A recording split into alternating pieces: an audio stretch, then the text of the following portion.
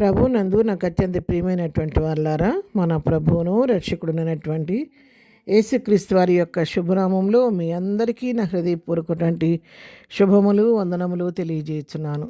ఉదయకాల సమయంలో దేవుని వాక్యాన్ని ధ్యానం చేసుకుందాము. ఈరోజు వాక్య ధ్యానం కొరకు మనం తీసుకున్నటువంటి లేఖన భాగము యోహాను సువార్త 17వ అధ్యాయము 9వ వచనం చదువుకుందాం. నేను వారి కొరకు ప్రార్థన చేయుచున్నాను, లోకము కొరకు ప్రార్థన చేయటలేదు. నీవు నాకు అనుగ్రహించి ఉన్నవారు నీవారైనందున వారి కొరకే ప్రార్థన చేయుచున్నాను. ఆమేన్. దేవుని నామమునకు మహిమ కలుగును గాక. ఈ లేఖన భాగాన్ని మనం గమనించినట్లయితే మన తండ్రి అయినటువంటి మన ప్రభు అయినటువంటి యేసుక్రీస్తు తన తండ్రి అయినటువంటి దేవునితో చేస్తున్నటువంటి ప్రార్థన విజ్ఞాపన. ఎవరి కొరకు ప్రార్థిస్తున్నాడో దేవుడు ఇక్కడంటే, తనకు ఎవరైతే తను అంగీకరించి రక్షణ పొంది తన బిడలుగా ఉన్నారో వారి గురించి, రక్షణ పొందిన వారిని గురించి ఇక్కడ ప్రార్థన చేస్తున్నాడు. తండ్రి, నా పరలోకమైన తండ్రి ఆకర్షిస్తేనే కానీ ఎవడను నా యొద్దకు రాడని వాక్యం సెలవిచ్చినట్లుగా ఇక్కడ అంటున్నాడు, నీవు నాకు అనుగ్రహించిన వారు నీవారైనందున వారి కొరకే ప్రార్థన చేయుచున్నాను. తండ్రి అయితే ఎవరినైతే తన కుమారుడైన క్రీస్తుకు అప్పగించాడో వారి కొరకు నేను ప్రార్థిస్తున్నాను. వారు నన్ను తెలుసుకున్నారు.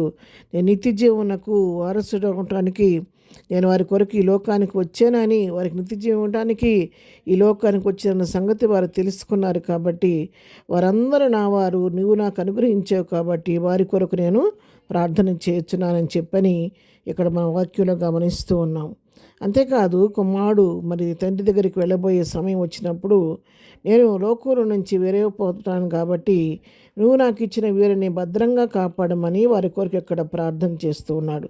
ఇక్కడ అంటున్నాడు 11వ వచనం, నేను ఇక్కడ లోకంలో ఉండను కానీ వీరు లోకంలో ఉన్నారు, నేను నీ యొద్దకు వచ్చుతున్నాను.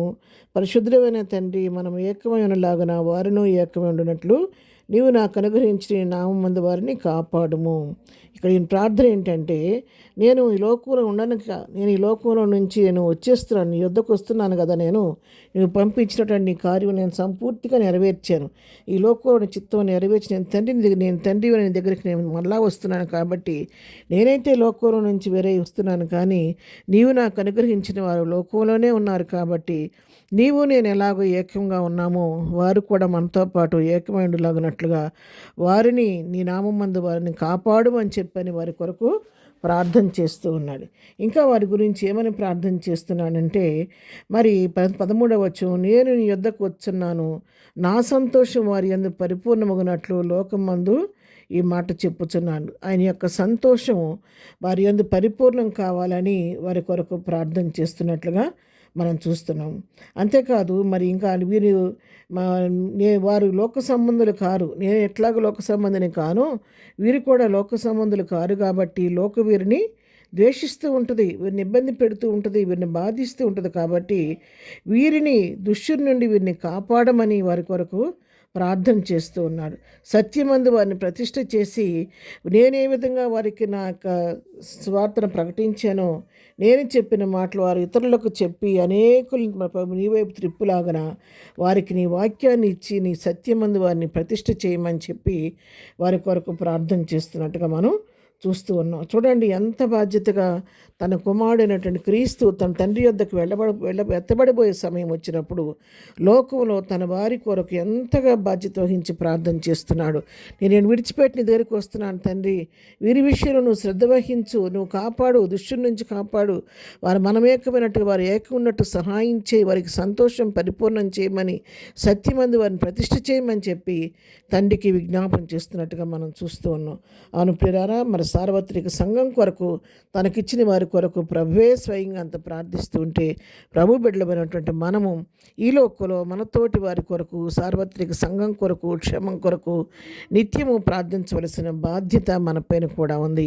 అంతేకాదు, మనం ఆ విధంగా సంఘాన్ని బలపరుచుకోవటమే కాదు, ఇంకా అనేకులు నశించిపోతుండగా వారిని కూడా ప్రభు వైపు మళ్లించాల్సిన బాధ్యత కూడా మన పైన ఉంది. కాబట్టి కుమారుడైన క్రీస్తు ఏ విధంగా తండ్రికి జ్ఞాపనం చేస్తున్నాడు, మనము కూడా నిత్యము వీటి విషయాల కొరకు జ్ఞాపనం చేస్తూ ప్రభువు తగినట్టుగా జీవిద్దాము.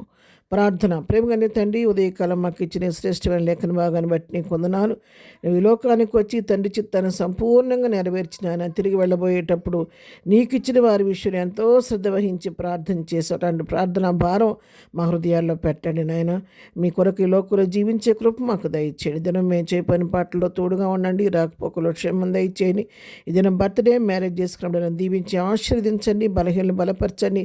కృంగిన వారిని లేవనెత్తండి. దుఃఖంలో ఉన్న వారు ఓదార్చి ప్రతి వారి పట్ల కృప విస్తరింపచేయమని యేసు నామములో ప్రార్థించి అడిగి పొందుకొని ఉన్నాము తండ్రి. ఆమెన్.